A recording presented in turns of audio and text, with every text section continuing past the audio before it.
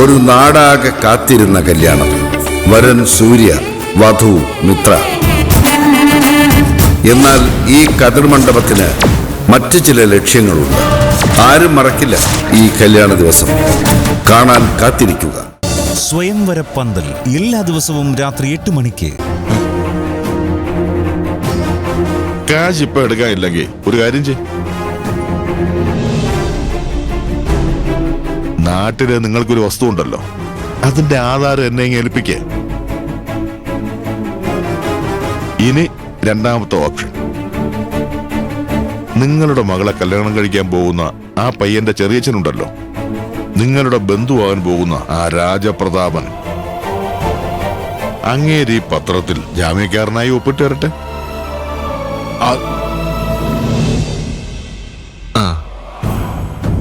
രണ്ടിലേതായാലും എനിക്ക് ഓക്കെ. എന്തായാലും ഇതിനൊരു തീരുമാനം ഉണ്ടായിട്ട് മതി കല്യാണം. അതേ എനിക്ക് പറയാനുള്ളൂ. ഇങ്ങനെ വാശി പിടിക്കല്ലേ ചന്ദ്ര.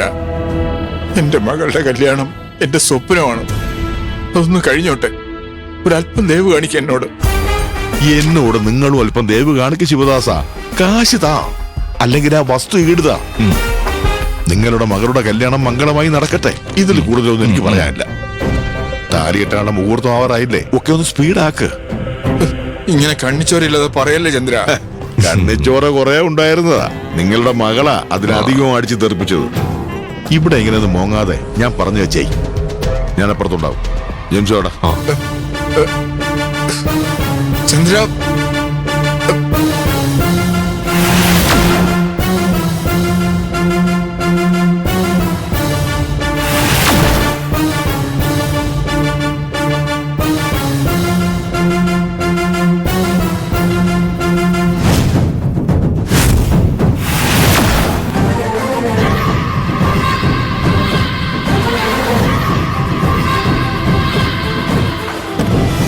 നിങ്ങളൊന്ന് ഫോൺ വെച്ചിട്ട് പോ.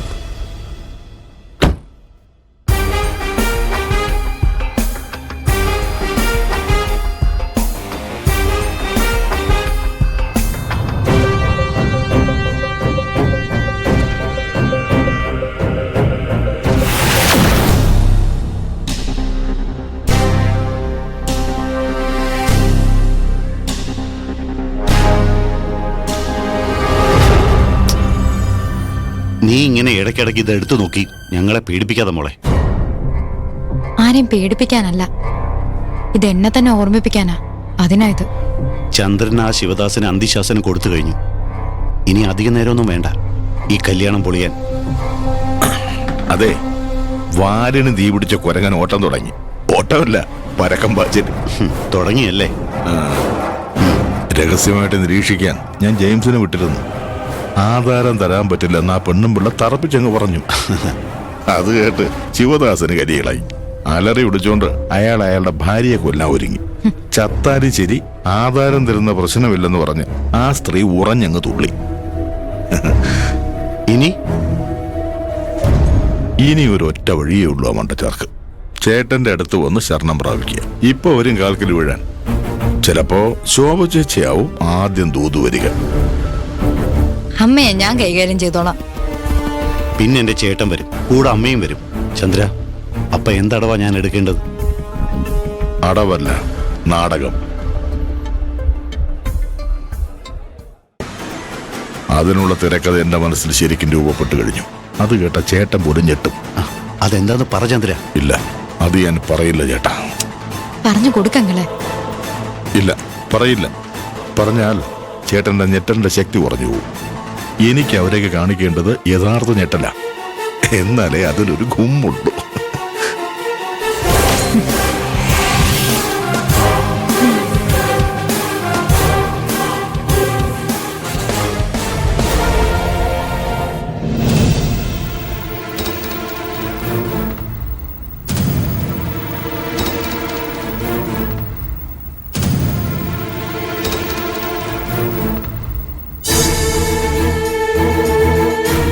എന്താ മോളെ നീ ഇവിടെ തനിച്ചിങ്ങനെ നിൽക്കുന്നത്? ആ ചന്ദ്രൻ എങ്ങനെയാ ഇവിടെ എത്തിയത്? ആരാ അയാളെ ക്ഷണിച്ചത്? അത് എന്താ അച്ഛൻ മിണ്ടാത്തത്? അല്ല, അതിപ്പോ രാജപ്രതാപന് ശേഖരൻ കത്ത് കൊടുത്തിരുന്നല്ലോ. രാജന്റെ അടുത്ത കൂട്ടുകാരനാ ചന്ദ്രൻ. ആ ബന്ധത്തിന്റെ പേരിൽ വന്നതാവാനാ സാധ്യത. അല്ലച്ച, ആ ബന്ധത്തിന്റെ പേരിൽ വന്നതാവാനല്ല സാധ്യത. അല്ലാതെ പിന്നെ അച്ഛൻ എന്തോ മറച്ചു വെക്കുന്നുണ്ട്, അത് തന്നെ. എന്നിൽ നിന്ന് അച്ഛൻ ഒന്നും മറച്ചു വെക്കാൻ കഴിയില്ലെന്നും അത് ഞാൻ അപ്പൊ തന്നെ കണ്ടുപിടിക്കുമെന്നും അച്ഛൻ അറിയാവുന്നതല്ലേ. പറഞ്ഞോളൂ, എന്താ ഉണ്ടായത്?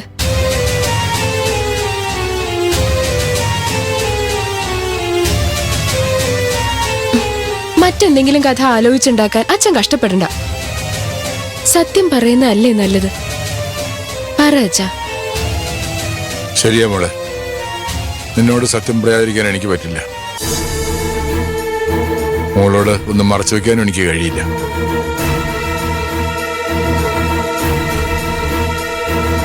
ഞാൻ ചതിക്കപ്പെട്ടു മോളെ.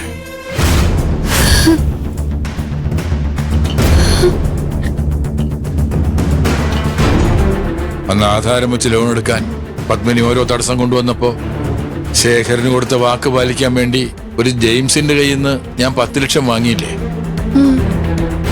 ആ ജെയിംസ് വാസ്തവത്തിൽ ചന്ദ്രന്റെ ആളായിരുന്നു.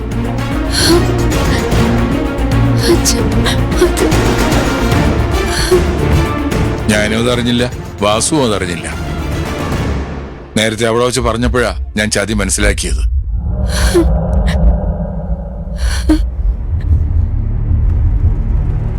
എന്താ അച്ഛാ ഈ പറയുന്നേ? അപ്പൊ ചന്ദ്രന്റെ ഈ വരവിൽ എന്തെങ്കിലും പ്ലാൻ ഉണ്ടാവോ? ചന്ദ്രൻ പിരിച്ച വലയായിരുന്നു ജെയിംസ്. അപ്പോ ഈ ചന്ദ്രന്റെ പണമാണ് അച്ഛന് തന്നത് അല്ലേ? അതെ, ഞാൻ അറിഞ്ഞില്ല മോളെ, ഇപ്പോഴാ അറിഞ്ഞത്. ഒരു മുദ്രപത്രത്തിൽ ഒപ്പിട്ട് വാങ്ങി 10 ലക്ഷം തന്നത് ജെയിംസ് ആയിരുന്നു. പക്ഷെ അത് ചന്ദ്രന്റെ പണമാണെന്ന് അറിയുന്നത് ഇപ്പോഴാ. ആ മുദ്രപത്രം വെച്ച് വേറെ എന്തൊക്കെയാ കളികളവൻ കളിക്കാൻ പോകുന്നെന്ന് എനിക്കൊരു പിടിയുമില്ല. ഓരോ നിമിഷവും അത് ഓർത്തിട്ട് എന്റെ മനസ്സ് പിടക്കിയ മോളെ. മറ്റാരും അറിയാതിരിക്കാൻ ഞാൻ പെടുന്ന പാട്. പേടിക്കണ്ട അച്ഛാ, അച്ഛൻ ധൈര്യമായിട്ടിരിക്കെ. ബാക്കി ഞാൻ നോക്കിക്കോളാം. എന്ത് നോക്കിക്കൊള്ളാമെന്നാ മോളെ നീ പറയുന്നേ? എന്തായാലും വരും പോലെ കാണാ അച്ഛാ. ഈ ചന്ദ്രനെ വെച്ച് ആ രാജപ്രതാപനും മനീഷയും എന്തെങ്കിലും ചതി പ്ലാൻ ചെയ്തിട്ടുണ്ടാവും. വരട്ടെ, എന്തായാലും വരട്ടെ, അതപ്പൊ നോക്കാം. ദേ ശോഭാ മേഡം വരുന്നു, ഒന്നും അറിയിക്കണ്ട. നിങ്ങൾ ഇവിടെ നിൽക്കാണോ? ഞാൻ അവിടെയൊക്കെ തെരഞ്ഞു.